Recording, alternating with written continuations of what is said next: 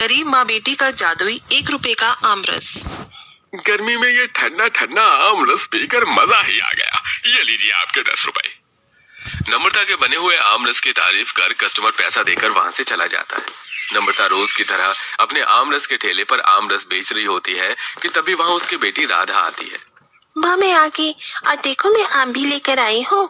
नम्रता बेटा, तू स्कूल से आकर इतनी थकी हुई होती है, आराम करने के बजाय तू क्यों इतनी धूप में मेरे पास चली आती है? माँ आपको तो पता है कि मुझे आपके बिना रहना पसंद नहीं है। देखो साथ में अपनी किताबें भी लेकर आई हूँ। आप यहाँ आमरस बेचो और मैं अपने स्कूल का होमवर्क करूंगी। राधा अपना स्कूल का होमवर्क करने लगती है। वहीं राधा के लाए हुए आम से नम्रता फिर से ढेर सारा आमरस बनाती है और सुबह से शाम तक बेचती है। नम्रता के पति राघव ने नम्रता की बेटी पैदा करने की वजह से कई साल पहले ही उसे छोड़ दिया था, इसलिए अब नम्रता रोज आमरस बेचकर अपना और अपनी बेटी का गुजारा चलाती थी। ये क्या माँ, आपने कल ही तो इस आम के पेड़ के आसपास की सफाई की थी और आज फिर वही कर रही हो? राधा बेटा, जिस तरह से हम इंसान अपनी और अपने घर की सफाई करते हैं, वैसे ही हमें इन पेड़ों के आसपास की सफाई भी रखनी चाहिए। और वैसे भी इस आम के पेड़ की वजह से ही तो हम 2 वक्त के रोटी खाते हैं। इतना कहकर नम्रता आम के पेड़ के आसपास की सफाई करके उसे पानी देने लगती है। वहीं राधा पास में पड़े पत्थर को उठाकर आम की टहनियों को मारती है, जिससे आम टूटने लगते हैं। ये देख नम्रता उसे रोकती है। नहीं बेटा, ऐसे टहनियों को पत्थर नहीं मारते। इस पेड़ में कौन सी जान है जो इससे दर्द होगा? राधा बेटा, भगवान की बनाई हुई हर चीज में जान होती है।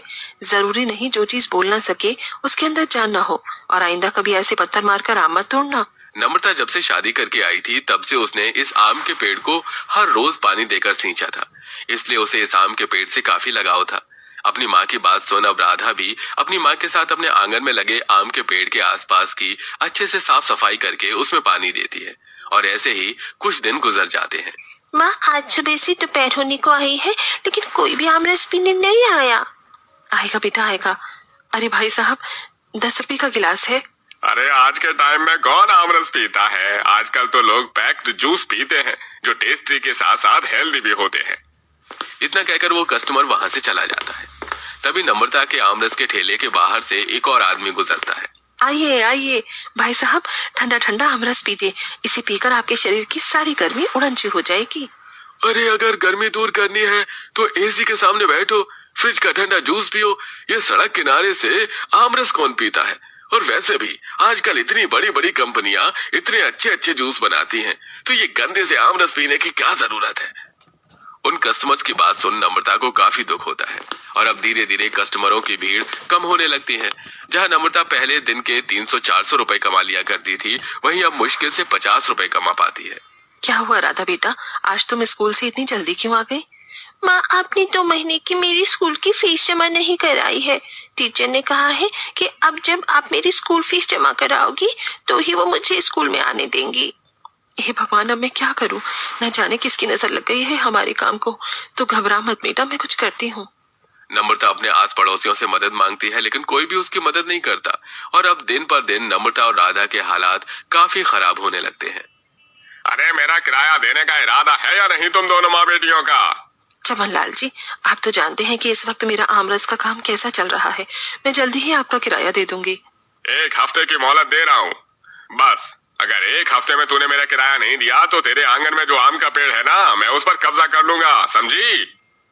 चमन लाल की बात सुन नम्रता काफी डर जाती है और अपने आंगन में लगे आम के पेड़ के पास जाकर उससे लिपट कर रोने लगती है।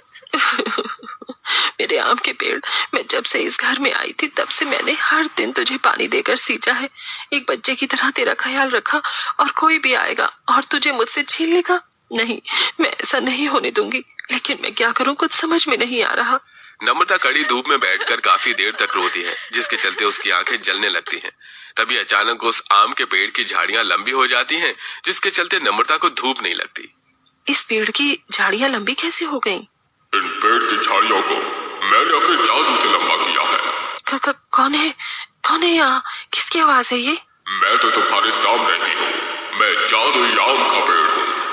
इतना कहते ही उस अनजानी आवाज के आम के पेड़ की 2 बड़ी बड़ी आंखें और मुंह निकल आता है, जिसे देख नम्रता काफी हैरान होती है। हे भगवान, ये सब क्या है? ये सब कैसे हो सकता है? तुमने ही कहा था कि भगवान की बनाई हुई हर एक चीज में जान है और मैं तो फिर भी एक पेड़ हूँ। तो ये सब कैसे नहीं हो सकता?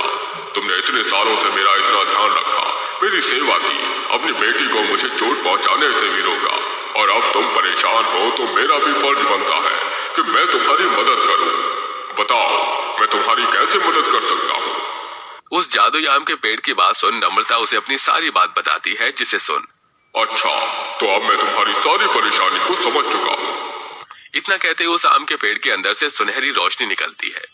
अब मुझ में जितने भी आम लगे हैं वो सब साधारण आम जादुई आम में बदल गए हैं। अब तुम इन जादुई आम का आम रस बनाकर बेचोगी तो लोग उसके दीवाने हो जाएंगे।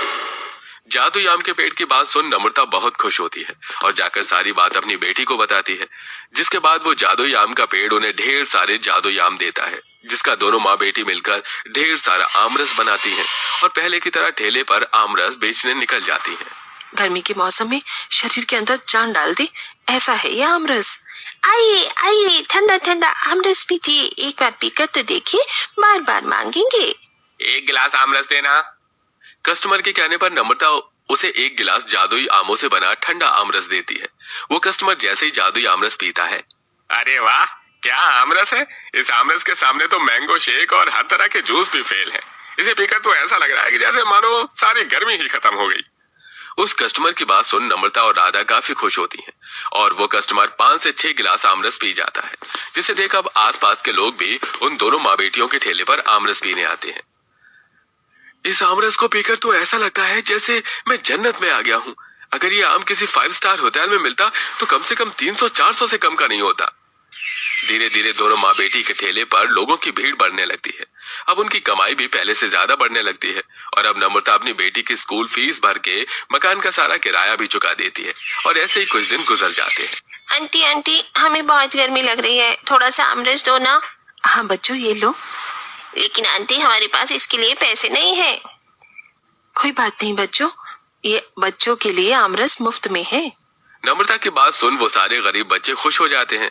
नम्रता सारे बच्चों को मुफ्त में आमरस देती है और ये देखकर राधा कहती है, माँ, हमारे स्कूल के बाहर एक छोले कुलचे वाले अंकल सिर्फ 10 रुपए में छोले भटूरे बेचते हैं और उनके ठेले पर हमेशा भीड़ लगी रहती है। तो फिर तुम कहना क्या चाहती हो?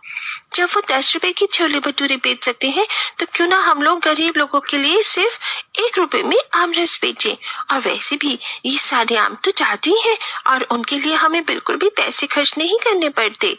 अरे वाह, मेरी छोटी सी गुड़िया रानी इतनी समझदार हो गई है और मुझे पता भी नहीं चला। नम्रता अपने आमरस के ठेले के पास गरीब लोगों के लिए 1 रुपए का आमरस का बोर्ड लगा देती है। वहीं अमीर लोगों को वो 10 रुपए में ही आमरस बेचती है। बिटिया, क्या मैंने ये सही पढ़ा? तुम हम गरीबों को सिर्फ 1 रुपए में आमरस दे रही हो? जी अम्मा, बिल्कुल सही पढ़ा आपने। ये ठंडा ठंडा आमरस पीजिए।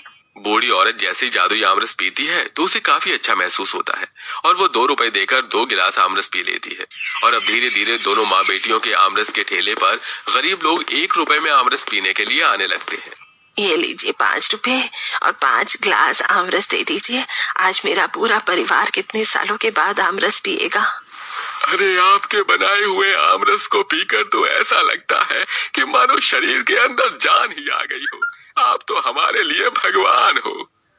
इन गरीब लोगों की दुआओं की बदौलत और अपने जादुई आमरस की वजह से अब नम्रता और राधा की फाइनेंशियल कंडीशन धीरे धीरे ठीक होने लगती है। इसी के साथ अब दोनों माँ बेटी मिलकर 2-3 बड़े रेस्टोरेंट भी खोलती हैं, जिसमें वो आमरस के साथ साथ आम की बनी हुई कई तरह की चीजें भी बेचती हैं। और अब वो लोग किराए का मकान छोड़कर एक बड़े से घर में आ जाते हैं। इतना सब कुछ होने के बाद भी आज भी नम्रता और राधा गरीब लोगों के लिए अपने उसी पुराने ठेले पर 1 रुपए का आमरस बेचती हैं।